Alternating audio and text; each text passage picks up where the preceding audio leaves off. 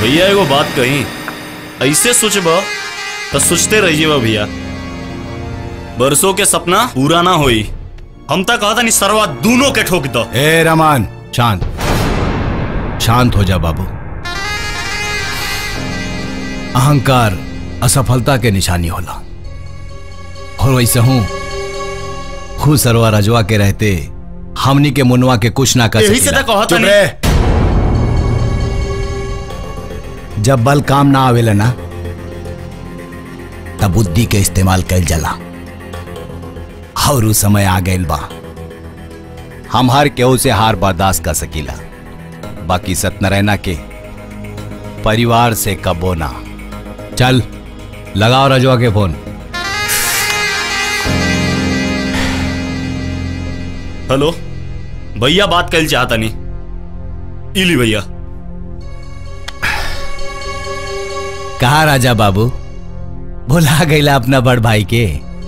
हाँ? बहुत दिन से अपना दिल में एक राज के बोझ लेके चल रहा बानी।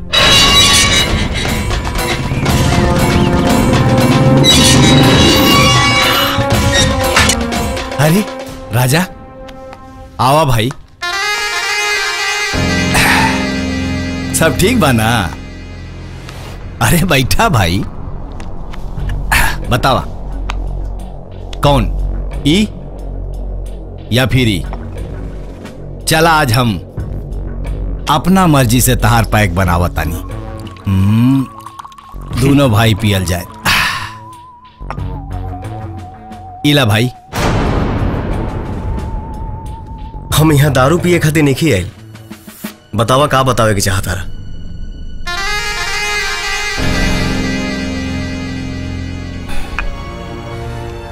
एगो सच्चाई बतावल चाहता नहीं, जौना सच्चाई से तू आज 25 साल से अनजान बड़ा। जाना तारा?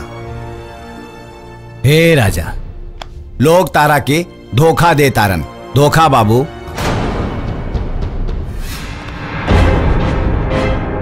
ढेर गोल गोल मत घुमावा, साफ साफ बताओ बात कहा।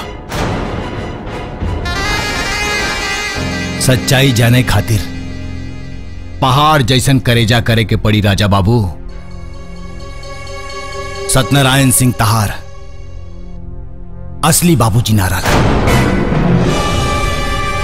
मनोहर सिंह तहार बाबूजी रहलन, एगो रिक्शा ड्राइवर।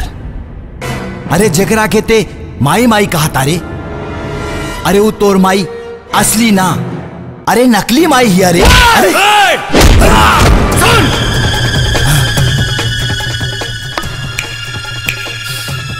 जोश बचा के रख, वंश बढ़ावे के काम आई। और अपना गंदा जबान से हमरा माई के बारे में अनाप शनाप कहले तो जबान काट के कुत्तन में दे दे। हे राजा बाबू, अरे जबान के का बात करत तारा? हम अपना हाथ से गर्दन काट के तरह पैर में रख दे।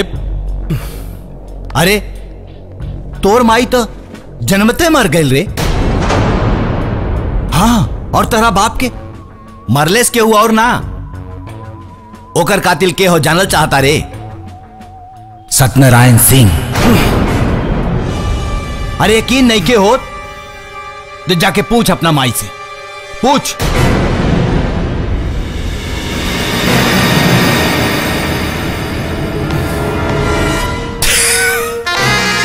अब हुई सत्यनारायण सिंह के परिवार में द्वंद्व युद्ध। लाग गए तीर निशाना पे।